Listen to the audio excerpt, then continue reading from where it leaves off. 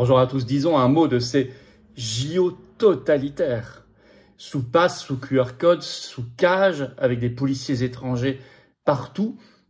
Et évidemment, la volonté de nous entraîner dans la nouvelle normalité faite de restrictions de liberté, de contrôle et de grandes difficultés économiques pour les professions entières qui seront ensuite mises sous dépendance, comme pendant le Covid, parce qu'on va les indemniser, donc on les tient ensuite. Et on peut les tuer quand on veut. On va voir tout cela dans cette vidéo. Nous lançons immédiatement, je vous le dis, une pétition nationale. Elle est en lien sous la vidéo en description. Vous pouvez la signer et la partager dès maintenant en disant « Je boycotte tout ça ». Dans la mesure du possible, je ne participe pas à cette nouvelle normalité, ni passe, ni QR code, ni société de restriction de liberté. Je remets les choses à l'endroit. La liberté doit être la règle et non pas l'exception. Si vous êtes d'accord, vous signez et relayez, s'il vous plaît, la pétition qui est en lien sous la vidéo en description dès maintenant. Quand on avertissait par la grande manif nationale le 16 décembre 2023, j'ai ressorti les photos et vidéos sur les JO totalitaires, on annonçait tout. Le pass, les QR codes, tout. On disait tout. On nous disait « mais non, ça va être la fête ». Exactement ce qui se passe. Nous avons fait recours avec nos amis de VIA devant le Conseil d'État contre ce QR code et ce pass. Le Conseil d'État nous a dit « pas de problème, c'est proportionné ». Aujourd'hui, tout le monde râle, voire pire. On va parler de cas scandaleux, voire très dangereux. Les patriotes sont le mouvement de la liberté. Voilà, c'est le mouvement de la liberté. Merci de partager cette vidéo, de vous abonner à cette chaîne YouTube par un petit clic en dessous sur s'abonner. C'est un clic gratuit pour vous. C'est très important d'être abonné à la chaîne si vous voulez que les vidéos se diffusent mieux, qu'elles touchent de nouvelles personnes. Et je vous en remercie. Être abonné plutôt que pas abonné à la chaîne, ça aide énormément. Ou réabonnez-vous si YouTube vous a un jour désabonné. C'est pareil, c'est le petit clic. Il faut vérifier, ça arrive. En tout cas, grand merci à vous. Oui, on est le mouvement de la liberté. Oui, on va parler de tout ça. Et des libertés aux assises de la souveraineté à Arras le samedi 14 septembre. Inscription sous la vidéo en description dès maintenant. Il y a un autre lien, il y a la pétition, puis il y a un autre lien pour s'inscrire à Arras, même si vous avez été préinscrit. Que vous soyez adhérent ou non adhérent, c'est ouvert à tous. Inscrivez-vous définitivement maintenant sous la vidéo en description. Ne tardez plus, ça part à toute vitesse.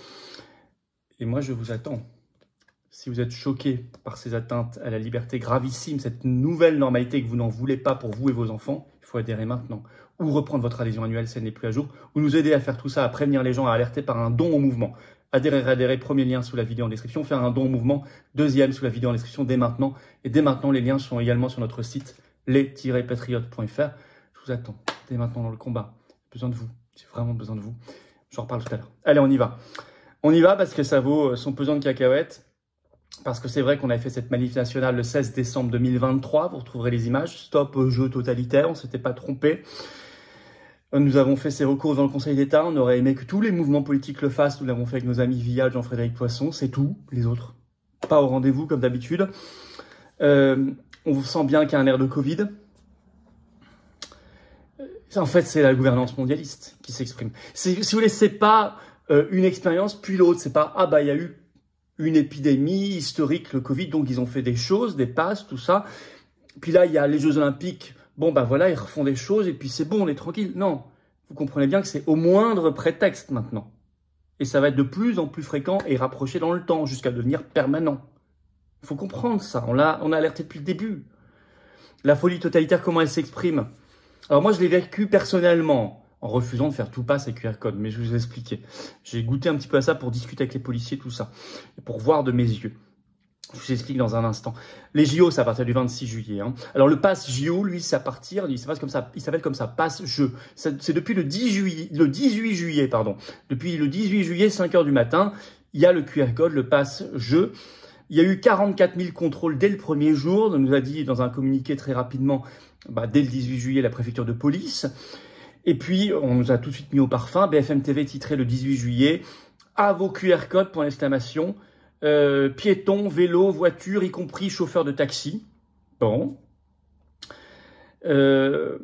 Avec bien sûr des périmètres. Alors il y a la zone grise, la zone rouge, je ne rentre pas dans le détail. Ça concerne Paris, mais aussi une partie de la Seine-Saint-Denis. Il faut QR code passe, mais aussi justificatif d'identité, justificatif de déplacement. Par exemple, si vous allez à un rendez-vous médical, il faut le rendez-vous médical, en plus de votre passe QR code, en plus de votre pièce d'identité. Si vous avez un rendez-vous, si vous voulez prendre un verre dans un bar, il faut montrer que vous avez appelé le bar pour réserver une table, plus votre pièce d'identité, plus votre passe QR code. Enfin, mais vraiment, mais y compris les gens qui travaillent, les taxis parisiens, les éboueurs, etc. On va en parler. Les soignants, c'est très grave. Mais alors, il y a des problèmes quand même ubuesques. Le Parisien, le 20 juillet, a noté, je cite, « Le soleil rend illisible le QR code du pass-jeu. Certains agents de police demandent alors de l'imprimer pour éviter le problème à l'avenir. » Je vais vous citer quand même ce petit extrait. Même problème aux abords d'un barrage près de la tour Eiffel. On a pu le constater samedi, écrit le Parisien. Le soleil rend impossible le scan des QR codes sur des téléphones. Même avec la luminosité mise au maximum, ça ne fonctionne pas, souffle une policière agacée par la situation. C'est beaucoup plus galère parce qu'on perd du temps, on vérifie les identités à la place. Si les gens ont un QR code, mais qu'on n'arrive pas à le scanner, qu'ils n'ont pas de pièce d'identité, on ne peut pas les laisser passer, regrette cette policière. Voilà. Alors moi, je suis allé voir un soir, là, en fin de semaine dernière, me suis aventuré à essayer de traverser de rive gauche à rive droite et dans l'autre sens, etc. C'est très compliqué. Vous faites 2 km en 1h30, vraiment, littéralement. Moi, j'ai refusé, évidemment. Je ne fais aucun pass sanitaire, aucun pass vaccinal. C'est pas pour commencer à faire un pass jeu. Je n'en fais pas, évidemment. Je ne me suis inscrit nulle part. Alors, je regardais, je discutais avec des policiers. Certains m'avaient reconnu et donc on discutait un peu. Certains m'ont dit, beaucoup viennent de province, sont sympathiques. Hein, ils viennent j'en ai vu de différentes régions. Je ne vais pas vous citer parce qu'on pourrait peut-être les reconnaître, mais en tout cas, voilà, on discutait. Et puis certains sont conscients de l'imbécilité de ce qu'on leur demande de faire, alors qu'ils pourraient être en train de faire du vrai boulot utile pour lutter contre la délinquance, la criminalité. Et Dieu sait qu'il y a des choses à faire. Non. Mais ils doivent le faire, ils sont payés pour ça, ils m'ont dit. Bah oui, ça je comprends, je les ai bien compris. Bon, on en est là, c'est la nouvelle normalité. Alors, il y a ces passes QR code, il y a les cages, les barrières. Alors, France Info a noté le 21 juillet qu'elles sont là depuis le 8 juillet, y compris dans les zones sans QR code. Hein, c'est beaucoup plus large, c'est 44 000 barrières. Avec des couloirs, comme du bétail, pour laisser passer les gens, pour créer des zones. Alors, on voit des scènes de touristes furieux parce qu'ils voient de loin la tour Eiffel derrière une cage. Ils ne peuvent pas approcher. Voilà. Ça, c'est un deuxième grand scandale incroyable. Même la mairie de Paris râle par rapport à la préfecture en disant il y a trop de cages et trop de barrières. Ça n'a pas bougé. Et puis, beaucoup de polices étrangères. Alors ça, c'est un problème. Le Parisien notait dès le 14 juillet, je cite, « Plus de 1700 policiers étrangers venus de 43 pays participent à la sécurisation des JO. » Alors, ils viennent du Mexique, d'Allemagne, de Maroc, du Qatar, des Émirats Arabes Unis, Corée du Sud, Espagne, Pologne, Royaume-Uni, Canada, Brésil, Chili, etc. Alors, le Parisien note qu'un des contingents les plus importants, ce sont les Qataris, avec 105 agents de police, plus leurs véhicules, hein, qui se remarquent. Bon, là, c'est pour nous accoutumer, si vous voulez. Parce que, au total, c'est 1700 policiers. Qu'est-ce que ça va changer?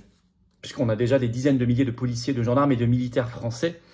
Vous mettez 1700 policiers étrangers qui en plus sont pas très habitués au terrain parisien, ou en plus ou en moins, je suis pas certain que ça apporte beaucoup plus de sécurité ou que ça en enlève. Moi, je pense que c'est surtout pour nous accoutumer à une police mondialisée. Demain, une armée mondialisée, européenne d'abord, mondialisée. Vous voyez ce que je veux dire? On détache du national. On détache du national. Alors, ça crée bien sûr beaucoup de difficultés sociales et économiques et des dépendances qui sont créées. Ça, c'est très grave. Du style Covid.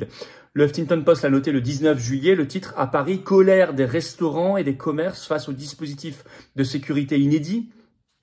Je vais vous citer un petit extrait. Dans un communiqué publié ce 19 juillet, plusieurs fédérations représentant des commerçants, exploitants de restaurants, bars et clubs à Paris déplorent une baisse d'activité et de fréquentation inédite. Moins 30%. Le Figaro, le 22 juillet, note « C'est une catastrophe », le titre. Entre barrières et QR code, le désarroi des commerces de Paris. Le centre de Paris, c'est devenu Fort Knox, avec des chiffres d'affaires en baisse de 30 à 70%. Pas faute, là aussi, d'avoir prévenu. Hein. Et ça va même plus loin, parce que vous avez des soignants qui ne peuvent pas prendre les bonnes routes pour venir travailler dans leur hôpital. Il y a eu des articles là-dessus. Des patients, à cause de manque de passes, de QR code, qui ne peuvent pas aller sur le trottoir où il y a leur cabinet médical, où ils ont rendez-vous pour se faire soigner. Des éboueurs de Paris qui n'ont pas pu aller travailler, parce que à eux aussi, ce qui est incroyable, on demande le QR code, le pass. Et puis, évidemment, le piège, c'est de demander des subventions quand on est en difficulté économique, parce que ça vous met en état de dépendance. C'est exactement ce qui se passe pourtant. Je vais vous lire un autre extrait du Huffington Post. Inquiets, les commerçants demandent un dédommagement juste et rapide pour compenser les désagréments et pertes subis en raison de l'organisation des JO, notamment pour les plus petites entreprises. Voilà. France Bleu note le 16 juillet, environ 400 restaurateurs vont devoir plier leurs terrasses. Il y a également des fermetures, un air de Covid. Ils seront étranglés quand ils devront rembourser. On a vu ça après le Covid. Les PGE, tout ça, eh bien, ça sera la mort peut-être différée. C'est le piège. D'ailleurs, ils font eux-mêmes la comparaison. BFM TV a fait un reportage ce 22 juillet. Le titre, dans un Paris barricadé et quasi désert. C'est le titre. Donc barricadé, quasi désert. Alors, la population ne veut pas revenir comme au temps du Covid, estime Franck Delvaux, qui est président de l'UMIH, l'Union des métiers de l'industrie de l'hôtellerie, Paris-Île-de-France. Ben oui, mais c'est pourtant ce qui se passe. Et on avait prévenu. Alors, vous avez même un patron local de la CPME, enfin régional, qui dit on ne s'attendait pas à ça, à cette catastrophe. Mais nous, on avait prévenu, il fallait nous écouter. On a alerté, on a prévenu, manif nationale, c'est pas pour rien, visible, très relayé sur les réseaux sociaux, ça avait fait des millions de vues, 16 décembre 2023. Qui d'autre l'a organisé à part les Patriotes, ça? Qui a fait ça? Qui s'est bougé? Personne. Personne. Pas un parti au Parlement. La loi olympique en 2023, qui est à l'origine de tout ça, elle a été votée en 2023, je l'ai dit, à l'Assemblée nationale, par qui? Les députés macronistes, LR et RN. Alors, je vois quelques députés aujourd'hui, LR ou RN, râler, faire des vidéos en disant c'est scandaleux. Mais vos partis ont voté ça. Arrêtez de prendre les gens pour des imbéciles. Vos partis l'ont voté. Vous êtes à 100% responsables. Taisez-vous. Taisez-vous. Nous, on a fait également cette manif, ce recours avec nos amis de VIA, je l'ai dit, devant le Conseil d'État, même plusieurs recours dès le mois d'avril, puis un nouveau quand il y a eu les textes publiés. Et le Conseil d'État nous dit non, c'est proportionnel, vous inquiétez pas. Même la Chine n'a pas fait ça lors de ses JO en 2008. Même le Qatar, lors de sa Coupe du Monde de football en 2022, n'a pas fait ça. On l'a mis dans le recours pour le démontrer au Conseil d'État. Ah, beaucoup tombent de haut et espèrent que c'est un épiphénomène. Non, c'est pas un épiphénomène. On avait dit lors du Covid, c'est la nouvelle normalité. L'inversion des choses, la liberté devient l'exception, la restriction, l'interdit devient la norme. Tout le monde, alors là ça concerne beaucoup Paris, l'Île-de-France, certes, quoique il y a beaucoup de touristes qui viennent de toute la France, de l'étranger qui sont aussi concernés, donc il ne faut pas croire que ça concerne. Mais même sur le principe, sentez-vous tous, sentons-nous tous concernés. C'est un principe, il faut le refuser d'un bloc. Le plus possible, entrer en résistance, en boycott de toutes ces mesures liberticides, mondialistes. C'est pour ça qu'on fait la pétition qui est en lien sous la vidéo en description. Pétition nationale, non à ce pass, à ces QR codes, à cette société du QR code. À signer, à relayer, s'il vous plaît, dès maintenant sous la vidéo en description.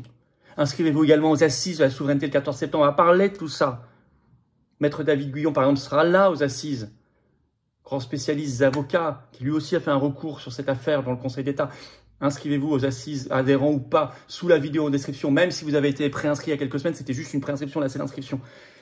Merci de vous abonner à la chaîne, un petit clic en dessous, vraiment, la vidéo va mieux se diffuser, ce petit clic gratuit en dessous, s'abonner à la chaîne, ça aide tellement la diffusion, on va toucher des nouvelles personnes.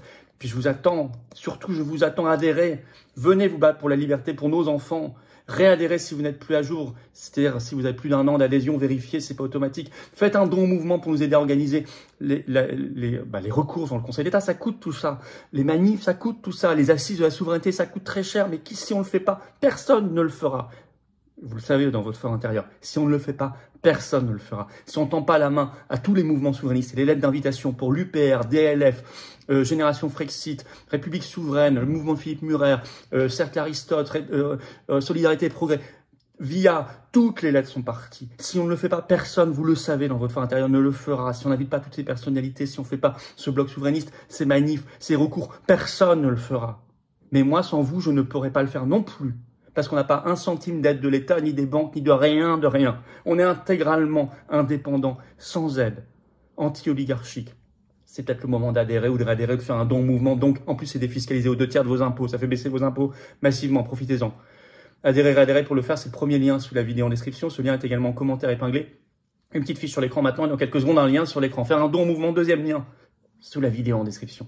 Tous ces liens sont également sur notre site, les-patriotes.fr, bien sûr. Tout est défiscalisé, je l'ai dit, aux 2/3 de vos impôts. Bravo aux donateurs, aux réadhérents. Bienvenue aux nouveaux adhérents patriotes. Vive la France!